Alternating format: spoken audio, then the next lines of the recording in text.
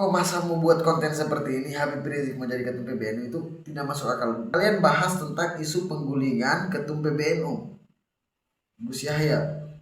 Ini tidak segampang itu mengacak-acak PBNU. Nah, jadi teman-teman bisa lihat video yang dibuat oleh Gedang Mas ini. Ya, untuk bijaksana dalam menentukan sikap. Kalaulah misalkan ketum ini salah, dia juga harus jelas menyatakan kesalahan itu. Nah, kalau kesalahan itu yang hanya dicantumkan dia ini ikut Zionis dan apa, itu dia perlu buktikan gitu. Nah, itu yang menjadi masalah dia. Saya setuju kalau PBNU-nya ketumnya dipecat, ya dia juga lengser gitu loh. Dan ganti yang lain juga, biar nggak pusing gitu Ya, kita kan gini lah, kita kan ini cuma dua pilihannya, antara mengundurkan diri dan dipecat gitu loh. Nah, biar rame sekali ya. Meeting kan. Iya dong. Iya. Ini kan mereka mendukung. Nah, di video ini mereka sedang diskusi di live TikTok. Nah, saya tidak tahu di akun siapa ya, terus dilihat itu wali TikTok. Mereka berdiskusi tentang PBNU yang saat ini lagi ada persoalan. Itu tentang isu penggulingan ketua umum PBNU. Tapi yang paling aneh itu di cover dari video ini, Habib Rizik akan jadi ketum PBNU. Digadang-gadang ya.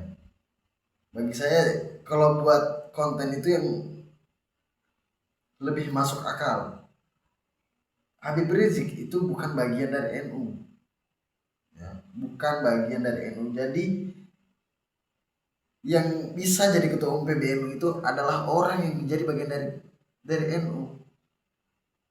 Kok masa mau buat konten seperti ini, Habib Rizik menjadi ketum PBNU itu tidak masuk akal. Dan di dalamnya kalian bahas tentang isu penggulingan ketum PBNU, Gus Yahya. Orang-orang besar saja seperti Mahfud MD itu tidak berani bicara tentang ini. Karena kenapa? Ini adalah isu nasional dan sangat kuat tendensinya.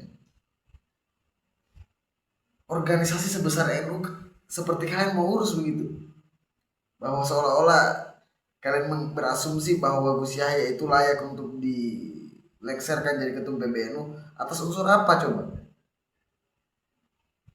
Kita tunggu aja keputusan dari PBNU sendiri.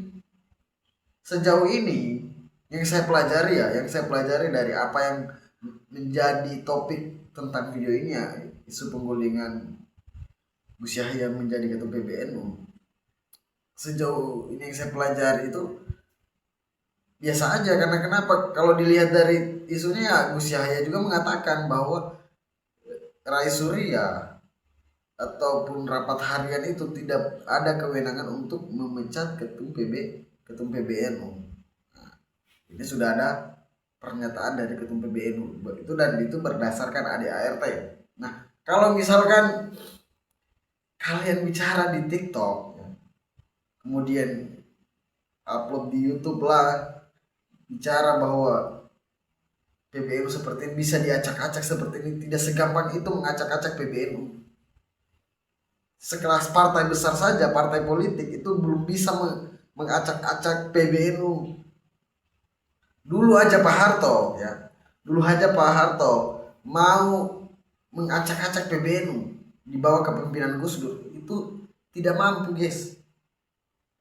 Jadi kalau misalkan kalian berasumsi yang kiri kanan begini, bagi saya sudahlah diskusi terkait itu urusannya para kiai. Karena kenapa? NU itu masih samina wa ta'na terhadap para kiai. Itu warga NU ya, kita samina wa ta'na terhadap para kiai. Jadi ngapain diskusi tentang penggulingan ketum PBNU Gus Yahya? Bukan urusan kalian, itu urusan para kiai. Warga NU itu tunggu keputusan dari PBNU dan para kiai-kiai yang ada di unsur pimpinan PBNU. Kalian diskusi bahwa di PT UN kan layak untuk dilengsarkan jadi ketum PBNU. Hei, kau orang sadar dulu kapasitasnya kalian untuk berbicara seperti itu apa? Mau bilang ulama juga bukan, mau bilang pengurus PBNU juga bukan, terus kemudian kalian bicara seperti ini, memprovokasi masyarakat warga NU. Coba buat konten itu yang mendidik, buat konten seperti ini supaya apa? Mau tenar, tapi pembahasannya kalian tidak menarik, memprovokasi. Jadi saya harap juga sama semua warga NU yang nonton video saya, jangan terprovokasi dengan video ini tadi yang saya perlihatkan. Apalagi sampai buat thumbnail itu yang foto profilnya Habib Rizik akan jadi ketum PBNU. Kita menghargai para silsilah keturunan Rasulullah, kita menghormati itu, ya. Tapi dalam struktur organisasi PBNU, dalam kepengurusan PBNU dan dalam ADRT PBNU itu yang jadi ketum PBNU itu hanya warga NU, dan itu pun ada syarat-syarat khusus lain yang harus dipenuhi, dan itu tidak mungkin bisa dipenuhi oleh Habib Rizik dalam waktu dekat. Kalaupun misalkan Habib Rizik, kalaupun misalkan Gus Yahya itu dilengsarkan atau bahkan muktamar tahun depan, Habib Rizik itu belum mampu untuk memenuhi syarat itu. Jadi ngapain buat thumbnail seperti itu supaya menarik penonton? Tidak masuk akal coba.